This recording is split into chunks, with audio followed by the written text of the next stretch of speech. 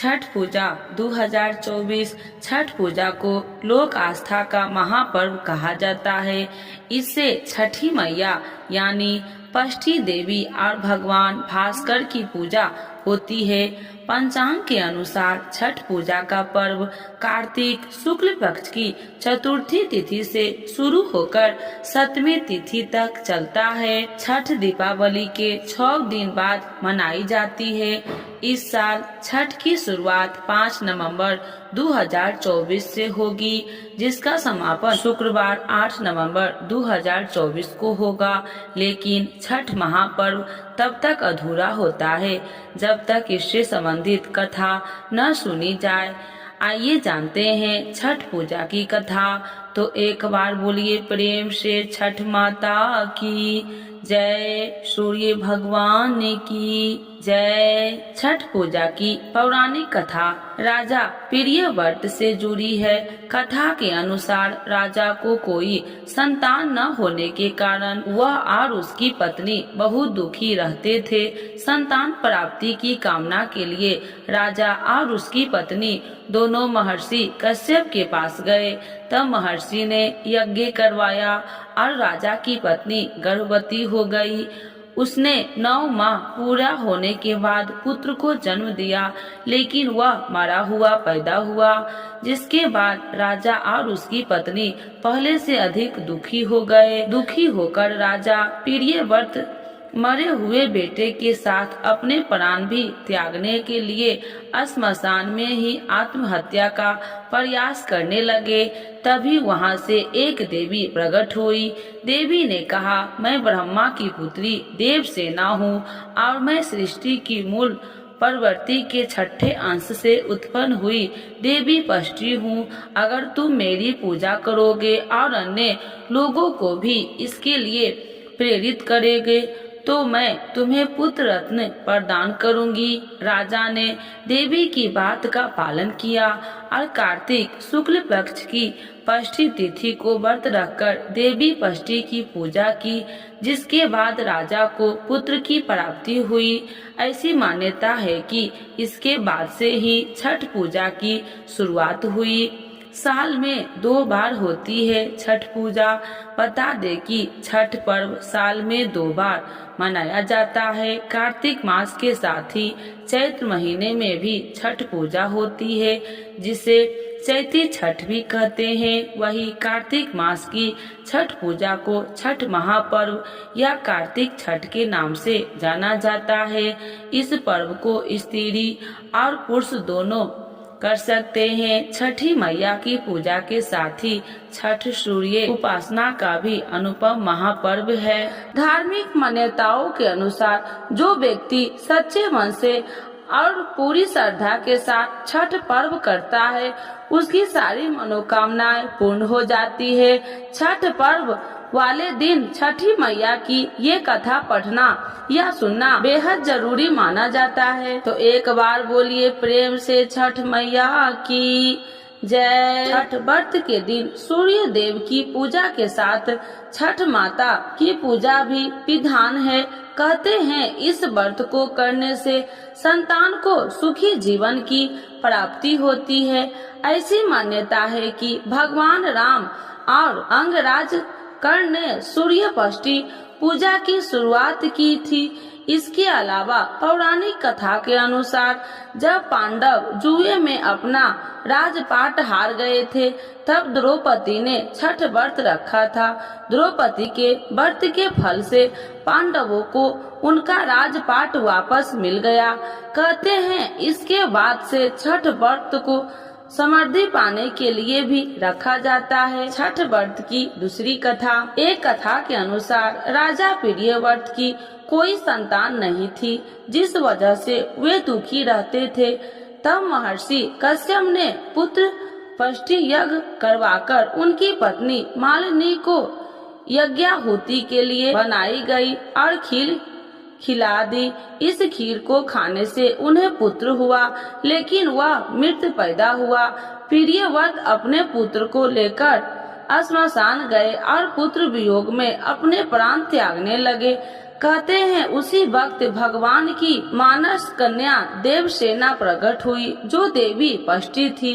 देवी ने राजा से कहा कि हे राजा, तुम मेरा पूजन करो और लोगों को भी इस पूजा के लिए प्रेरित करो। इस व्रत को करने से तुम्हारी इच्छा जरूर पूरी होगी। राजा ने अपने पुत्र इच्छा से देवी पष्टी का व्रत किया और उन्हें फिर से पुत्र रत्न की प्राप्ति हुई। छठ पर्व वर्ष में 2 बार मनाया जाता है। पहली बार चैत्र और दूसरी बार कार्तिक में। चैत्र शुक्ल पक्ष की षष्ठी तिथि पर मनाए जाने वाले छठ पर्व को चैती छठ के नाम से जाना जाता है और कार्तिक शुक्ल पक्ष की षष्ठी पर मनाए जाने वाले पर्व को कार्तिक छठ से मनाए जाते हैं। ये व्रत मुख्यतः पारिवारिक सुख समृद्धि और मनोवांछित फल की प्राप्ति के लिए रखा जाता है। चैती छठ पूजा में क्या क्या सामान लगेगा, यहाँ जाने पूरी जानकारी।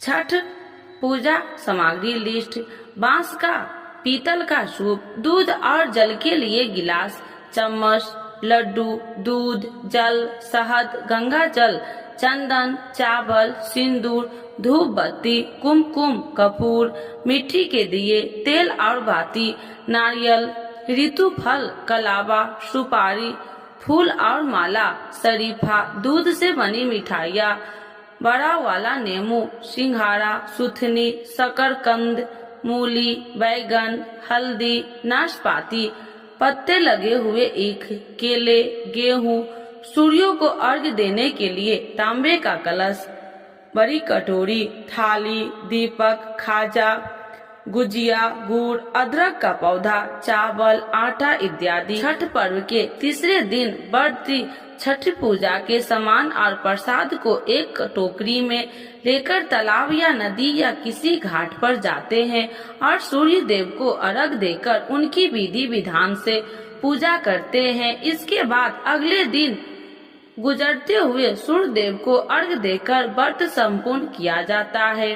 तो एक बार बोलिए प्रेम से छठी मैया की जय, सूर्य भगवान की जय। आइए भक्तों, आज सुनते हैं छठ पूजा 2024 छठ पूजा में क्यों करते हैं मिट्टी के बर्तनों का उपयोग। जानिए इस महाव्रत में किन नियमों का पालन है जरूरी। दीपावली के बाद छठ पूजा की तैयारी शुरू हो गई है।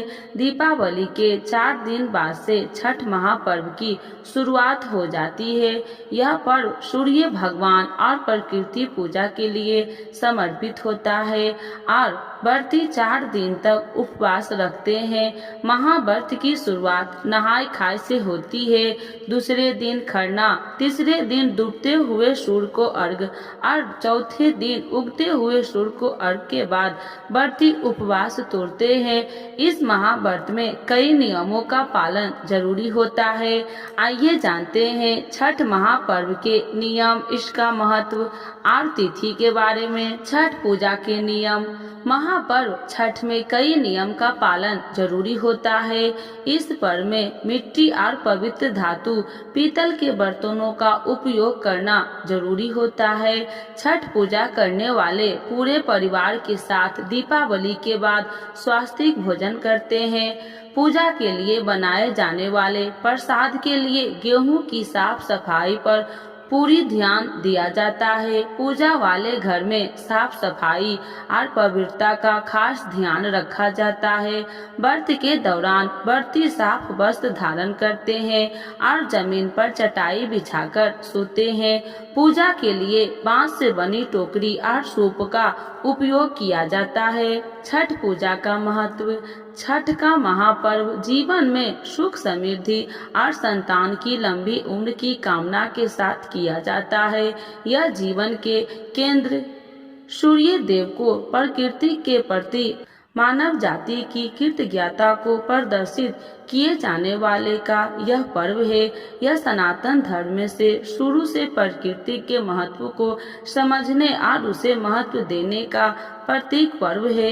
बिहार और यूपी, उत्तर प्रदेश में किया जाने वाला यह महापर्व और पूरे देश की ही नहीं विदेशों में भी किया जाने लगा है। छठ पूजा की तिथियां 4 दिन तक चलने वाले महापर्व छठ की शुरुआत नहाय खाय से होती है। इस बार 5 नवंबर मंगलवार को नहाय खाय है, 6 नवंबर बुधवार को खरना, 7 नवंबर गुरुवार को डूबते हुए सूर्य को अर्घ देना और 8 नवंबर शुक्रवार को उगते हुए सूर्य भगवान को अर्घ्य के साथ व्रत की समाप्ति होगी और व्रती पारण करेंगे।